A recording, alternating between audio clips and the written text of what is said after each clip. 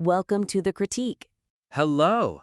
Today we looked at a really sprawling transcript from Diablo Radio International. It weaves together some intense stuff, socio-political commentary, very graphic true crime, conspiracy theories. And it's all kind of held together by this idea that we're living in a demonic realm. Exactly. So our goal here is quick, high-level, actionable feedback to boost the impact of this, unique work. Right, and to do that, we need to look at the big picture first, the structure. That seems like the place to start. It's holding it back right now. Yeah, absolutely. The core message, this idea of a demonic realm, it's really getting lost because there's just a critical lack of structural cohesion. It leads to these really jarring transitions, and that fractures the audience's focus. You can't stay emotionally invested. The material tries to do way too much. It jumps abruptly between things that just don't sit well together emotionally. Right. So any single theme, no matter how strong, it just doesn't get a chance to sink in. The weakness is this kind of emotional whiplash. It just destroys your focus as a listener. Yeah. You go from this incredibly graphic, detailed account of the Christian Nuome murders. I mean, torture, horrific details. Stuff meant to provoke real moral horror. Exactly. And then, boom, suddenly you're hearing critiques about, like, social media figures putting lard in their hair or posting about flatulence. It's such a mismatch. That dissonance is, pretty overwhelming. It is. Because you switch instantly from analyzing, profound evil to something that feels, petty, like an online spat. And it risks making the serious stuff feel sensationalized, while the feuds just seem trivial. Doesn't feel worth the listener's time after hearing about something so heavy. Totally dilutes the authority you need to bridge topics like that. So building on that, the suggestion is pretty clear. Commit to that primary high-level message, the demonic realm, and then segment the content. Really segment it. Use deliberate narrative transition markers. Okay. So if that's the argument, that the realm is demonic, then every bit of evidence, whether it's politics, true crime, conspiracy, it needs to be carefully introduced. And framed. Yes, explicitly framed to support that specific conclusion, not just dropped in. I get that the author might intend the chaos itself to reflect the demonic nature. Maybe. But if the audience can't see the thread, can't follow the connection... Right. Concrete examples. Let's say you're bringing up some niche theory from an opponent, like the rising Earth theory you mentioned. Yeah, from a shill tuber. Right. Don't just jump straight to insulting them or getting lost in the geometry. First, explain why this matters to the hell realm idea. So frame it first. Frame it first, then attack. Something like, this garbage idea is just another way the demonic realm obscures basic reality, funding idiots to push nonsense. See? Okay, yeah, that lands differently. It positions the host as more of a curator of dark evidence, not just ranting. Exactly. And you can apply this to the other sections too. The socio-political stuff. Right. The demographic discussions, the Gen Z polls, the paternity fraud stats. Absolutely. If the goal is showing societal collapse, dedicate a block to that. A cohesive section. Don't interrupt the emotional weight of the Knoxville murders with a random attack on someone's hair products. Group the social critiques. Let the audience process the data, like that 3.7% median paternity fraud rate you mentioned.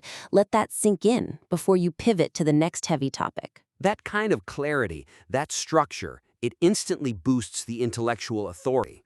Which actually leads us perfectly into the next big area for improvement. That's the inconsistency in the host's established persona. Yeah, that definitely stood out.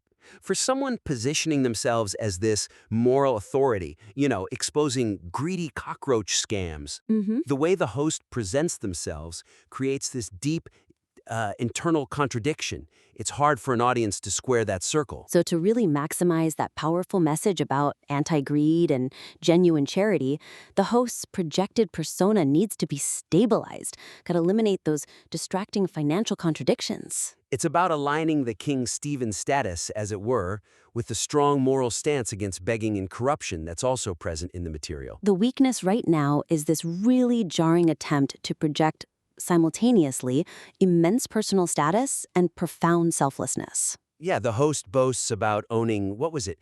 American money and Canadian money and other currencies, gold and silver and riches and artwork collections, things beyond your dreams. It's quite a list. An incredible list. But then, like immediately after that boast, there's this definitive, almost aggressive demand.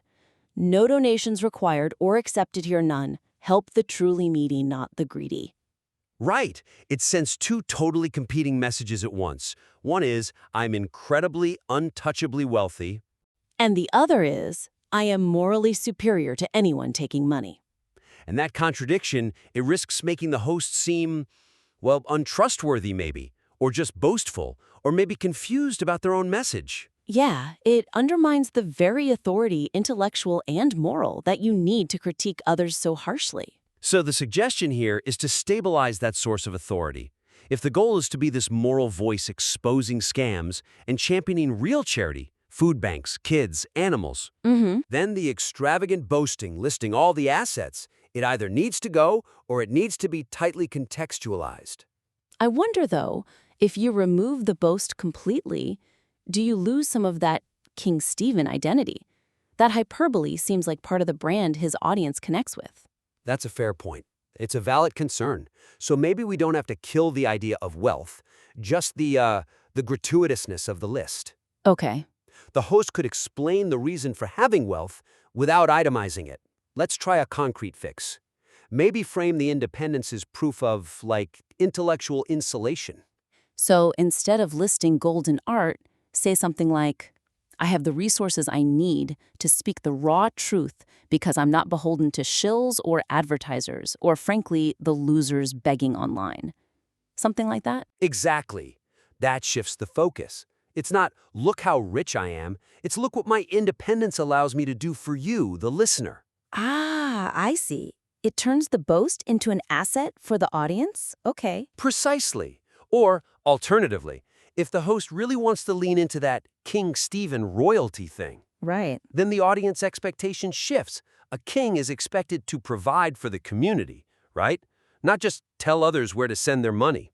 Interesting. So reconcile the king status with the anti-begging message. Maybe the king protects his realm from grifters? Could be. It creates a more cohesive persona, one that champions both independence and maybe some form of community responsibility or protection.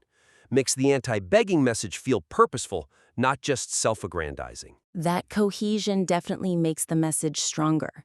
Okay, let's move on. This might be the trickiest part, to refine the language. It's relentless, intense, extremely aggressive. The tone is certainly, let's say, maximalist. It seems engineered for, enjoyment within a specific group, but its ability to persuade anyone outside that group is, well, it's crippled by its own volatility. Yeah, the material really needs to calibrate its level of vitriol. Otherwise, these powerful, sometimes data-driven critiques of society get completely smothered by just generalized, ego-triggering insults. Exactly. There are serious, factual points in here about real societal problems. Those arguments deserve a better vehicle than just constant, generalized hatred. I agree. The weakness is that the constant barrage of labels, demons, losers, cockroaches, piss ants, you name it, plus the extreme vulgarity, it really just functions as entertainment for the already converted. Right. But it fundamentally cripples any chance of persuading anyone on the fence or outside that base. And when the language is always turned up to 11, the audience just gets numb, desensitized. You lose all sense of scale. Like when the host presents that detailed analysis of mandatory paternity testing, mentioning the, 6.6 million victims of fraud in the U.S.? Yeah, a shocking statistic. It is, but the impact, the emotional weight of that number, it gets totally lost. It's drowned out by the noise of just generalized hate speech before and after it, especially when mixed with, racial slurs or really personal vile attacks on opponents. So the suggestion, and this is crucial, I think, focus the attacks rigorously on ideas and actions, not just on persons. Specificity. Specificity is key for any kind of constructive critique, even an aggressive one.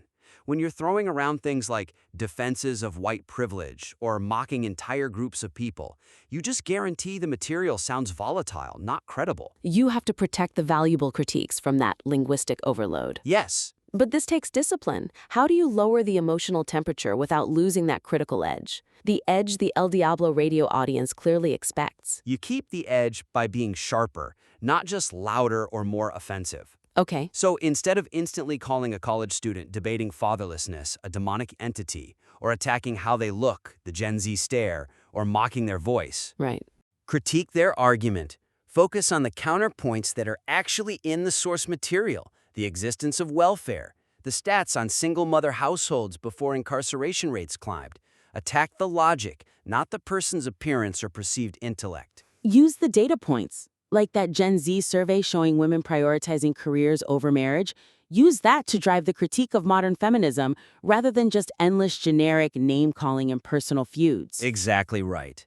When detailing the feuds, talk about the specific points of disagreement. Like Jaron shifting from flat earth to mainstream views? Precisely. Cite that as the point of failure or hypocrisy. That's an intellectual critique. It's much stronger, much more persuasive than just resorting to, generic, often vile insults about their character. The host has the data, has the argument sometimes, needs to wield them like a scalpel, maybe, not just a sledgehammer. That's a good way to put it. A scalpel, not a sledgehammer. Okay. Well, this has certainly been a necessary look at some extremely volatile material. Material that does contain a really fascinating, if chaotic, core idea. It does. So we've hit 3 critical areas for maximizing impact here. First, boosting the structural integrity using framing devices to consciously link all the evidence back to that central demonic realm thesis. Second, harmonizing that contradictory persona, making the financial status proof of independence, maybe not just a boast that distracts. And third, refining the tone, calibrating the vitriol to focus the critique on ideas and actions, not just getting lost in endless personal insults. Yeah, and by segmenting the analysis better and dialing back the sheer frequency of the personal vitriol, those strong core themes, like the critique of modern relationship dynamics or the shocking scale of paternity fraud, they'll resonate much more effectively, more persuasively. With a serious audience, yeah. The intellectual firepower is definitely there. It just needs a more coherent vehicle to deliver it. We strongly encourage the author to consider these actionable suggestions, perhaps refine the work, and feel free to submit it again for another critique. Absolutely. Until next time.